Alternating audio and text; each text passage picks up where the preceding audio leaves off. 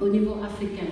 Maintenant, quand c'est dans le cadre de la migration irrégulière, ce qu'on constate, c'est que c'est des gens qui partent avec très peu de moyens, donc une migration très dangereuse parce que les gens partent avec très peu de moyens. Ils partent dans des conditions extrêmement difficiles parce qu'ils utilisent les trains, les bateaux de pêche très délabrés, etc. Ils traversent la brousse ou bien le désert. Il y en a qui meurent même de déshydratation. Ils voyagent avec parfois de faux passeports parce qu'il y a également tout un système organisé avec les passeurs, donc qui font que parfois ils voyagent avec de faux passeports. Et donc aujourd'hui, on est dans une situation très complexe au niveau africain. Et il faut peut-être les raisons fondamentales, on dit que c'est lié à la pauvreté, tout à fait, c'est tout à fait ça, mais également à des conditions parfois politiques, sociales extrêmement difficiles.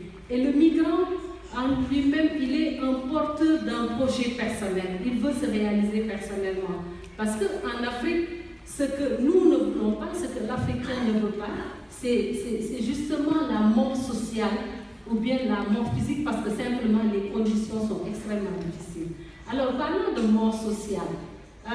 Le fait de ne pas réussir dans son groupe social est assimilé à un échec. Donc, le fait de bouger, d'aller dans d'autres d'aller vers d'autres horizons, c'est une manière pour la personne de se réaliser socialement et donc de pouvoir subvenir aux besoins et à ses propres besoins et aux besoins de sa famille. Et donc, dans le contexte de la migration, on voit que les femmes, aussi bien que les hommes, parce que les femmes pendant longtemps ont été considérées comme des accompagnatrices qui accompagnaient les hommes, mais aujourd'hui, elles sont porteuses de projets de migration avec des processus d'autonomisation particulière.